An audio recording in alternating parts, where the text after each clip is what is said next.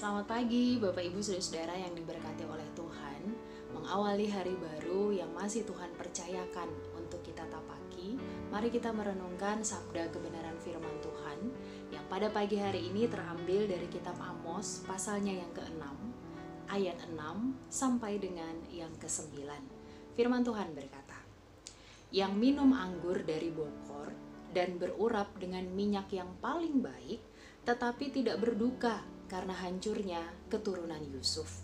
Sebab itu sekarang mereka akan pergi sebagai orang buangan di kepala barisan. Dan berlalulah keriuhan pesta orang-orang yang duduk berjuntai itu. Tuhan Allah telah bersumpah demi dirinya. Demikianlah firman Tuhan Allah semesta alam. Aku ini keji kepada kecongkakan Yakub dan benci kepada purinya.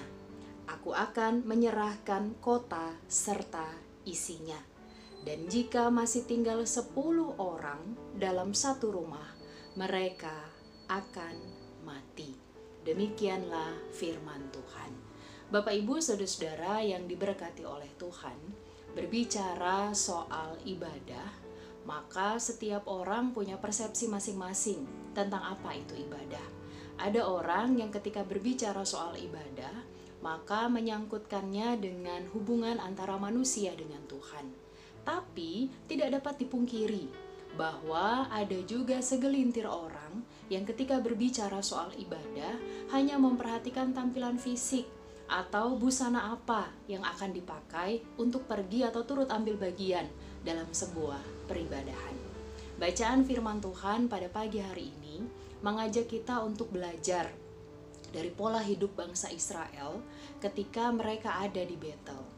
Pada saat berada di Betel, yang dilakukan oleh bangsa Israel dalam keberadaan mereka untuk menyingkapi peribadahan adalah suatu hal yang salah.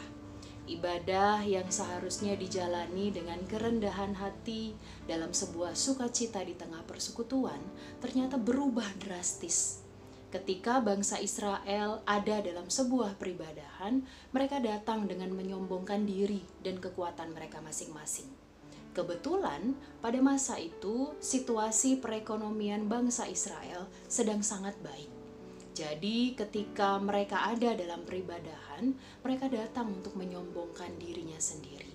Dalam bacaan firman Tuhan tertulis bagaimana mereka minum anggur dari bokor dan berurap dengan minyak yang paling baik, tetapi tidak berduka karena hancurnya keturunan Yusuf.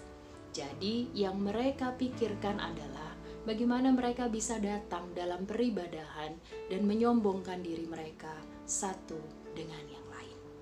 Dari bacaan firman Tuhan pada pagi hari ini, saya mengajak kita untuk merenungkan dua hal.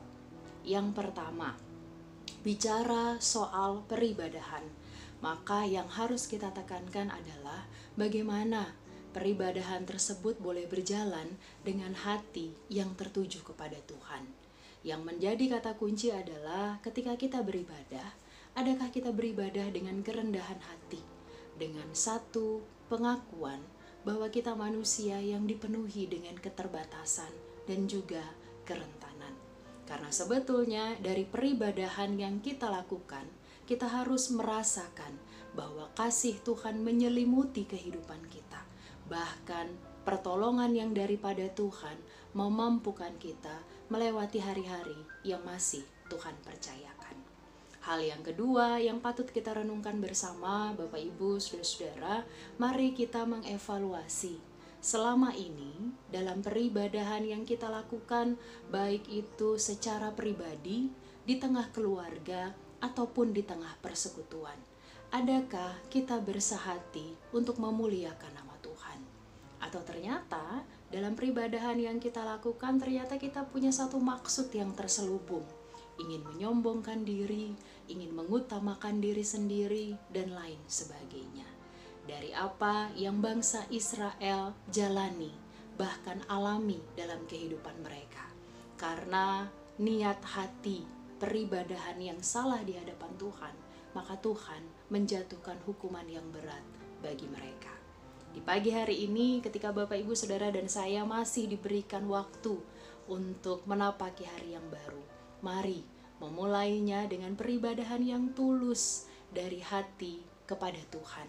Karena kita meyakini ketika segala sesuatu dimulai dengan ketulusan hati, maka dialah Tuhan yang berkenan memberkati peribadahan kita. Tuhan Yesus memberkati kita sekalian. Amin. Bapak Ibu Saudara, mari kita berdoa.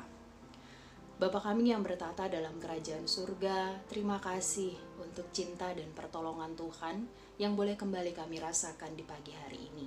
Saat ini ketika kami akan mulai berkarya, beraktivitas di hari yang baru, kami membutuhkan pertolongan, hikmat, dan cinta kasih Tuhan melingkupi kehidupan kami. Terlebih khusus ketika kami sudah diperdengarkan oleh sabda kebenaran firman Tuhan. Kiranya Tuhan menolong supaya di sepanjang hari ini, dalam rangkaian ibadah yang kami lakukan baik di tengah kehidupan pribadi ataupun keluarga, kami boleh melakukannya dengan sebuah ketulusan hati, sehingga apa yang kami lakukan itu boleh berkenan di hadapan Tuhan.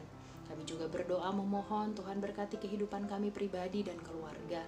Berikanlah kami kesehatan, kekuatan, stamina tubuh yang baik. Bahkan sekiranya hikmat, damai sejahtera, sukacita yang dari Tuhan melimpah dalam kehidupan kami.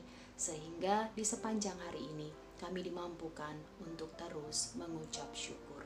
Dalam nama Tuhan Yesus kami berdoa. Amin. Selamat berkarya di hari ini Bapak Ibu Saudara, mari terus menjaga kesehatan dan mari menjalani hari ini dengan hati yang tulus. Karena itu juga merupakan sebuah peribadahan yang sejati di hadapan Tuhan. Tuhan Yesus memberkati kita sekalian.